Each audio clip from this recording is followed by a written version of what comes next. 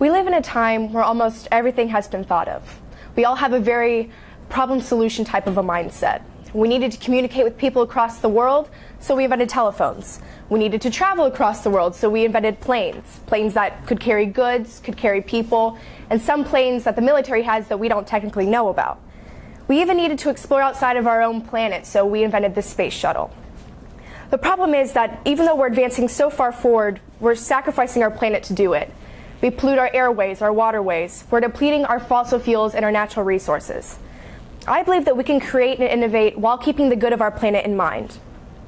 Having come this far, we can't afford, and our planet can't afford, to take any steps backwards.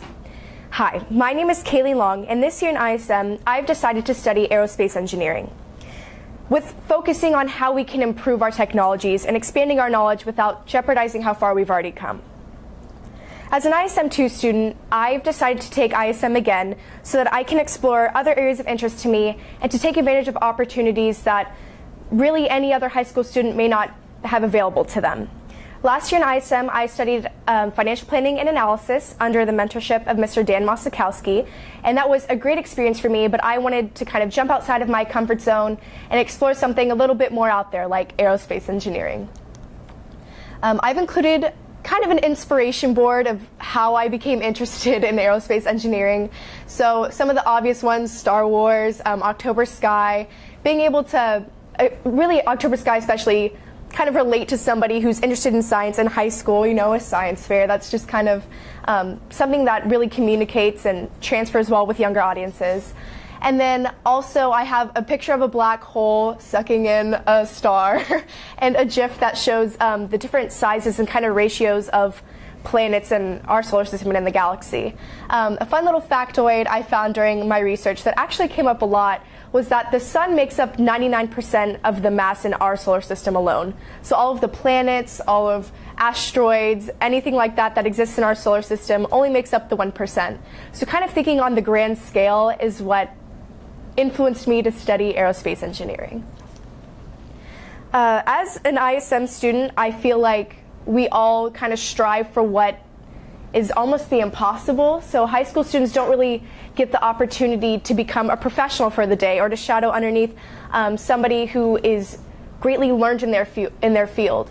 So my quote for this year was Maya Angelou, and she said, "My mission in life is not merely to survive, but to thrive, and to do so with some passion, some compassion, some humor, and some style." As ISM 2 even ISM 1 students, we are so focused on getting our work done and experiencing something that we've never experienced before, you know, studying underneath a professional. But it's important to stay passionate and to have a good sense of humor and laugh a little while we're working so hard just to keep ourselves sane. So this was a quote that really spoke to me as somebody who's been in the program and has thoroughly enjoyed every minute in it. A little bit about me. I am a senior here at Frisco High School. I'm on the Frisco Stars dance team, and I'm also a part of theater. So I've included pictures from West Side Story and our one-act play Anatomies. I also have two very loving dogs, Maxie and Cody. We recently rescued them a couple years ago, and they are the sweetest things on the planet. And then I have included a picture of my family, who mean the world to me, and also a picture of me looking over New York, because that's where I plan to be in the fall. Beginning more of my ISM journey, I wanted to start off by talking about some of the interviews I've had and how they've influenced my original work process and my final product process. My second interview was with Miss Monica Merritt, and this was an interview I took a lot away from. We actually met over lunch, which is kind of concerning. You know, you're not really sure how awkward it's going to be, like when do I talk, when do I eat, but it went extremely well, so I didn't have anything to worry about. But when I met with Miss Merritt, she talked to me about how she became interested in aerospace engineering and why she wanted to get her pilot's license and things like that. So growing up, she actually was in Hawaii with her family, and early in the morning, her and her dad would go out to the beach and they'd collect these glass bubbles that would float over from Asia, which really aren't the healthiest thing. They're basically like chemicals that come together into a glass bubble, but they're really pretty. So she would go collect those with her dad when she was like 6 or 7, and then in the morning they would watch the planes take off over the island. And to me, that was just such a pure interest that like kept me interested in the field, because that's not an experience that everybody has. Like, that's not something you hear from every aerospace engineer. And also, being a woman, obviously most engineering fields are male dominated, and having somebody to talk to that is a woman and has experienced the different hardships and has been so successful in her work was really inspiring to me. One thing that she really emphasized was to be confident no matter what your circumstances are. So she actually began as an intern for one of the companies she was working with when she was a teenager, and she asked for practice problems, like for physics, like to kind of prove herself and to show that she knew what she was doing and she wasn't just some girl who wanted to learn about space. And they gave her these problems, expecting her not being able to solve it. She stayed up all night and turned it in the next day, and they were just blown away. So being confident and proving yourself to others, even if maybe they don't see you in the best light, was really her approach to life, which I thought was incredible. And she's just a really strong woman to meet with. And also, we talked about some of the projects that she's currently working on. So with her industry, so she works for the Federal Aviation Administration, which is like government aerospace engineering, to keep it simple. They're testing fuels for smaller piston planes that would be more energy efficient, that would allow us to travel longer without having to fuel up and things like that. And that kind of sparked my interest in wanting to save the planet or be more clean in our fuel sources. My third interview was with Mr. John Harkins, who is actually my mentor this year, and I had the privilege of interviewing him twice, actually. So we met at the Business Symposium this year in the library when, as most of you know, we were all there. We would interview with different professionals, having a one-on-one time really to go over our resumes and to really show our speaking skills. Well, he kept me a little bit after our short interview, which kind of created some problems with people trying to interview with him, but we instantly connected and we talked about our interest in aerospace, and he was really excited to meet with me because he doesn't come across a lot of girls basically who are interested in aerospace. And he actually met with Brianna and me, and we talked about that, and it was a great experience. But he has been in the industry for 30 years, and he worked 15 of those years for NASA for the International Space Station, and he was a principal systems engineer, meaning that he is the most highly acclaimed person in systems engineering, which is basically making sure everything is completed at the right time, both physically and in data and things like that. And it's just like meeting with him and knowing all of his accomplishments and him taking the time to meet with me, like that's just something I get so excited about and I can't really explain. But a lot of things that he really tries to focus on in our meetings is finding a balance between your work and your personal life, finding passions behind your work, and identifying your strengths and your weaknesses. Because if you can personally write down your strengths and your goals and then focus on your weaknesses, it's only up from here. Like, you can progress even further than you'd ever thought you'd be able to. One of the things we talked about in our first meeting was that it's important to be able to apply physics and math in different situations, which is obvious to most aerospace engineers. You need to be able to have a great analytical part of your brain and then also interpersonal skills. My fourth interview was with Mr. Matt Spradley. He had worked as a computer engineer, as an electrical engineer as well, and right now he's working on his startups. I wanted to include this interview because he kind of introduced me to SpaceX, which I'm sure most of you are now familiar with sending rockets and payloads up to the International Space Station and wanting to land their rockets back right side up to be reused again. But it was interesting to meet with him because as a part of my original work, I learned how to code, and he kind of introduced me to coding and how he's implemented that into his different business startups, and basically being a good way to store information in a small amount of space. Okay, so I also want to talk about my research highlights from this year and some of the things that have kept me up to date with knowledge basically for my original work and for my final product. One of the first things I researched during the research process was the International Space Station, because that's one of the things that I initially thought of when I thought aerospace engineer or astronauts. I think International Space Station, that's their home, that's where they do work. And it was just something that's really intriguing to me. And also, since Mr. Harkins did work for the International Space Station and was grounded in doing systems engineering, that was something that really stood out to me and I thought that I needed to know more about. So the International Space Station, for those of you who maybe aren't as familiar with it, it's basically a giant hunk of metal that travels 17,150 miles per hour around our Earth that allows researchers and astronauts to study our solar system and use telescopes to look past our solar system. It's basically a home away from home for aerospace engineers and astronauts.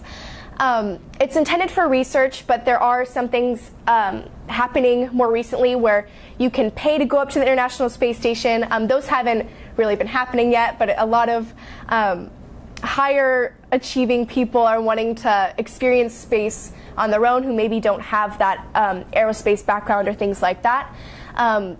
But it is definitely a community, both for researchers and for people who are just interested in space. And to me, that was really important in my research because although it is like this great piece of like equipment that we're able to research on, the sense of community and being able to interact with people is very important to me because a lot of people associate engineering with just getting your work done, focusing on analyzing material rather than being able to communicate with other people.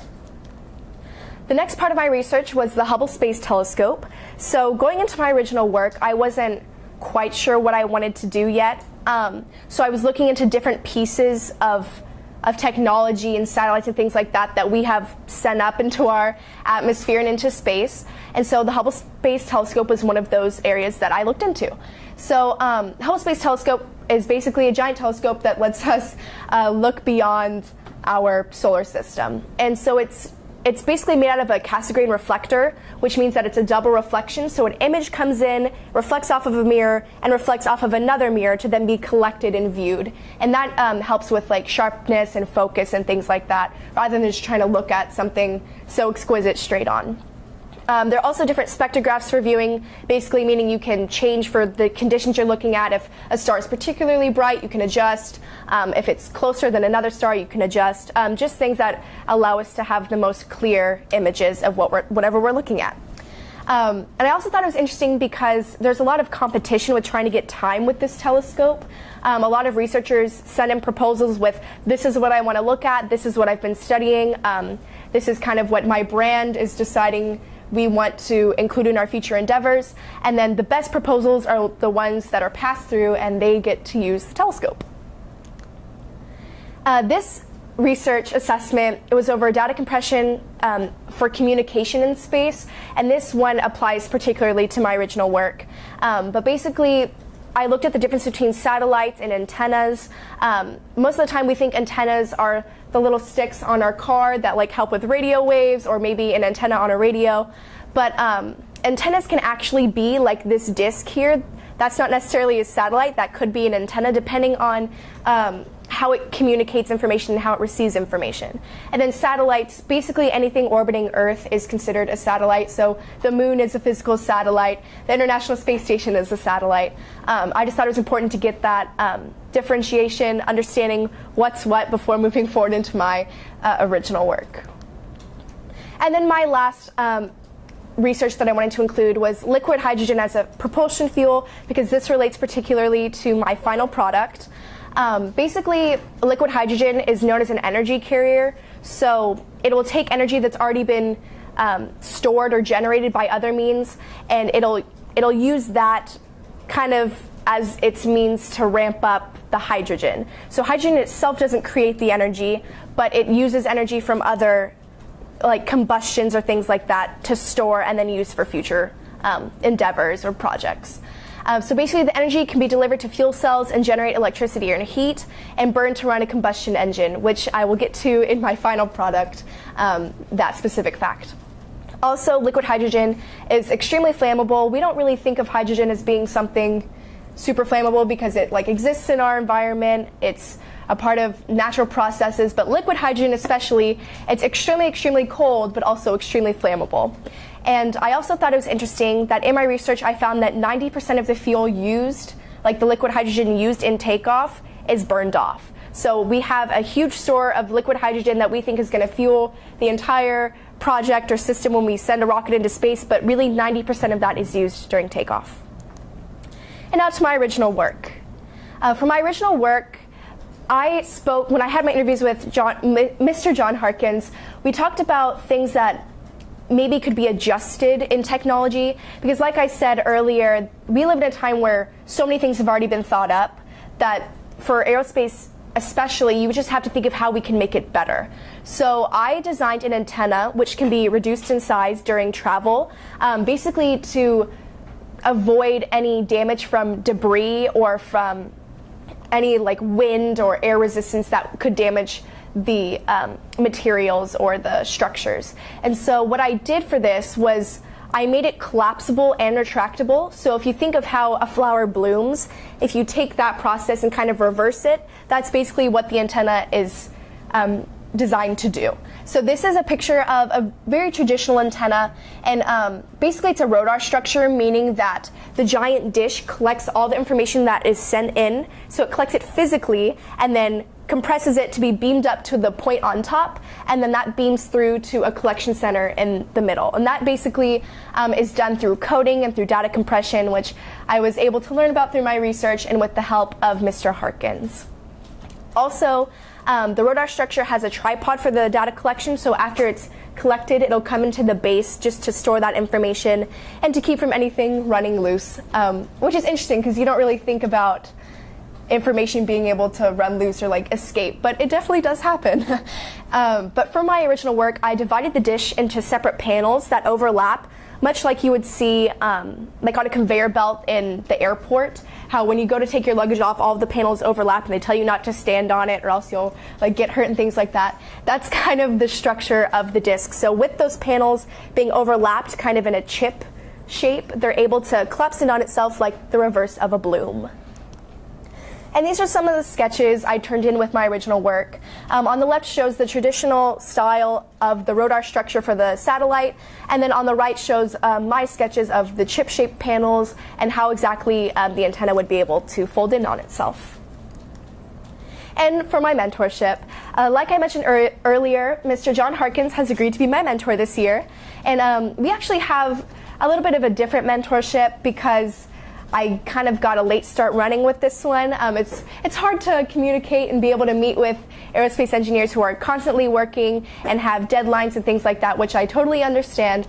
But Mr. Harkins was more than willing to be my mentor, and he's actually a retired aerospace engineer working in systems engineering. And now he is a volunteer career coach and STEM advisor. So him being able to meet with me and talk with me about his experiences and his vast amount of knowledge has really helped me understand like what aerospace engineering is all about and has encouraged me through my final product process. So that was just something that I'm extremely grateful for, somebody who was willing to meet with me at any time. For my final product, this is what I'm going to talk about next. So like I said in the beginning, I've been trying to focus on how we can better our technology and maybe cut back on how much fuel we're using and really help our environment stay as healthy as possible with all of the production that we've been seeing. So I designed a hydrogen compressor that would basically recycle the emissions during takeoff. So with this being said, a hydrogen compressor has a basic piston kind of, I'll show a picture of that, has a basic piston structure. So it'll take in air, it compresses the air back into a liquid state to be reused, and that's basically how we get that liquid hydrogen in the first place to even power our rockets. So what I did was I thought about how we could reduce carbon dioxide in our air and basically chemical emissions that are very harmful to not only living organisms, but also they contribute to turbulence on flights. So having this hydrogen compressor not only reduces the amount of fuel that we'll need initially for takeoff, but it can also be used as a backup fuel storage. So if you've ever seen Gravity or Interstellar or any movies like that, a lot of the times they're on a mission and maybe something goes wrong and they don't have enough fuel to get back. Should anything like that happen, if we do continue to move forward into deep space exploration, having a backup fuel source that basically generates itself would help reduce the likelihood of failure in missions or anything like that. Also, another thing that was important to me going into my final product was a piece of equipment that would be easy to fix during flight. So there's been a lot of speculation on how we could adjust our fuel sources or create structures that would allow for us to continue into deep space by still being able to generate enough thrust to even get it into the air.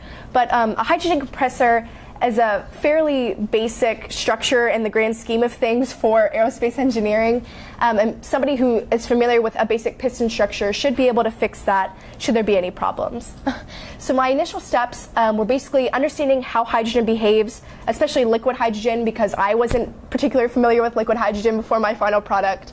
Also understanding how I can compress the gaseous emissions back into a liquid state, and understanding the physics behind takeoff and the amount of thrust needed.